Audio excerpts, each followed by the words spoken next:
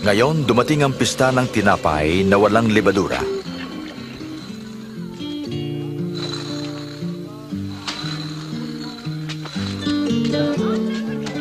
Inutusan ni Jesus si Pedro at Juan upang ihanda ang hapunang Pampaskwa.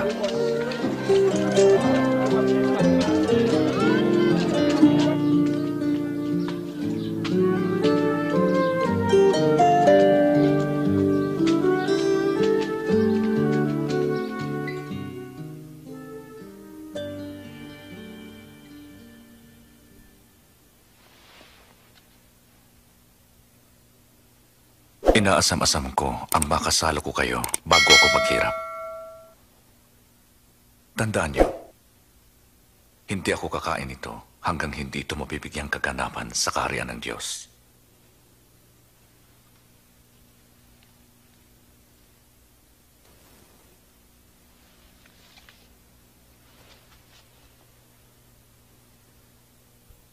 Purihin ka, o aming Diyos, Hari ng sansinukob, na nagbibigay ng bunga.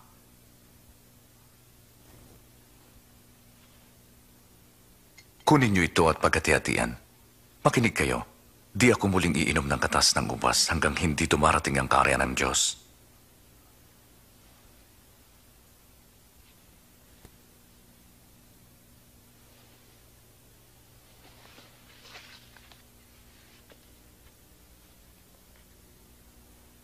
Purihin ka, o aming Diyos, Hari ng sansinukob, na nagbibigay ng tinapay.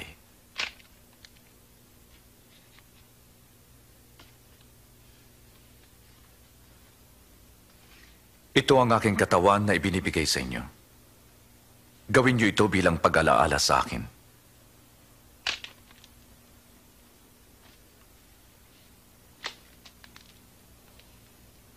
Ang sarong ito ang bagong tipan ng aking dugo na nabuhos dahil sa inyo.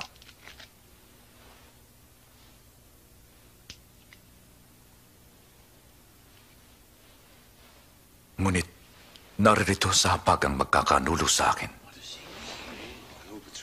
At sadyang ang anak ng tao ay dapat mamatay, ngunit kawawa ang magkakanulo sa kanya. Di maaari. Di maaari. Imposible. Sabihin niyo kung sinong taksil, Panginoon.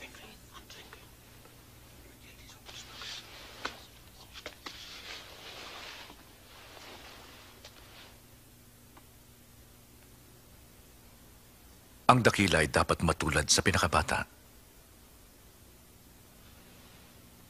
At ang namumuno ay dapat tulad ng alipin.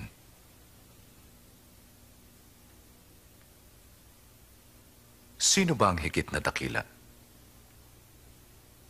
Ang nakadulog sa hapag o ang naglilingkod? Siyempre ang nakadulog sa hapag. Ngunit akong naglilingkod na sa inyo. Pinaglalaanan ko kayo ng isang dako sa aking kaharian. At kayo'y kakain at iinom na kasalo ko.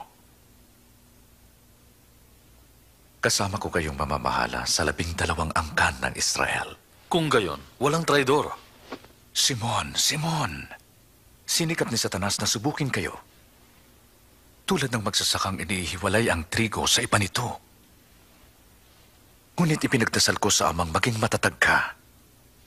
At sa iyong pagbabalik loob, patatagin mo ang iyong mga kapatid. Panginoon, nakahanda po ako mabilanggo.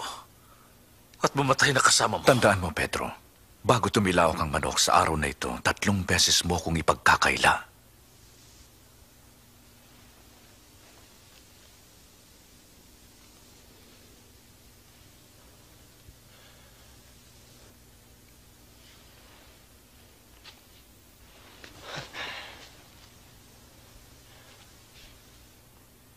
Nang suguin ko kayo ng walang lukbutan, kinulang ba kayo?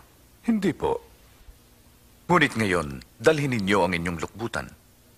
At ang walang tabak ay bumili ng isa. Tandaan nyo, ayon sa kasulatan, ibinilang siya sa mga salarin. At ang lahat ng nasulat ay magkakatotoo. Tingnan nyo. May 2 tabak dito, Panginoon.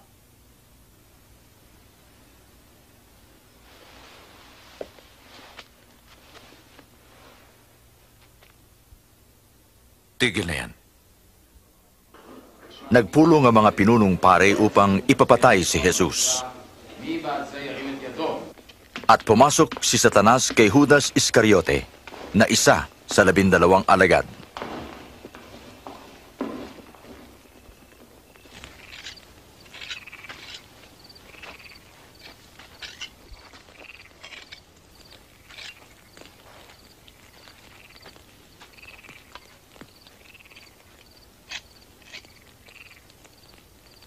Manalangin kayo ng di matukso.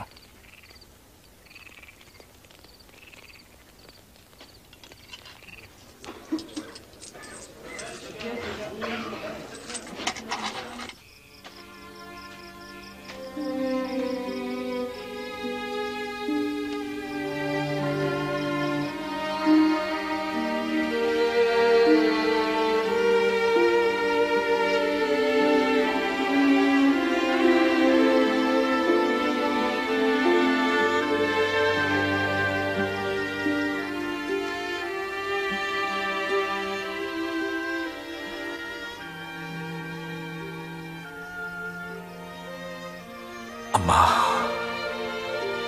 kung maaari, ilayo mo sa akin ang sarong ito. Gayon may, di ang nais ko kundi ang kalooban mo ang mangyari.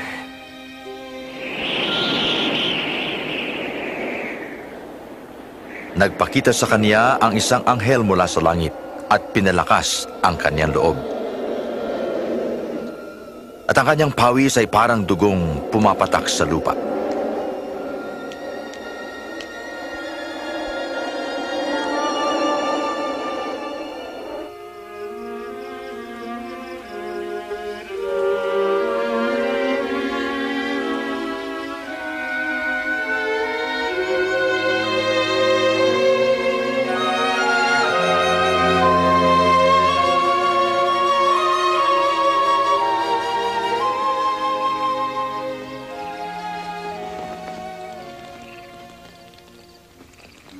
Bakit kayo natutulog?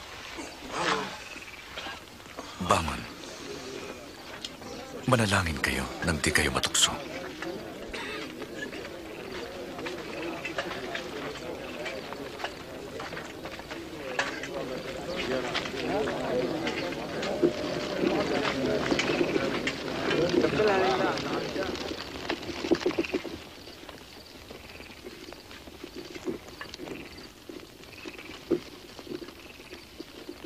Judas.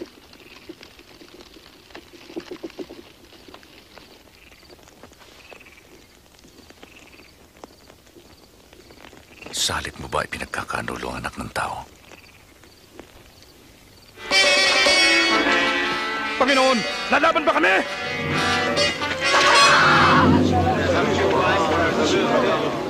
Dakpin siya! Tama na ito!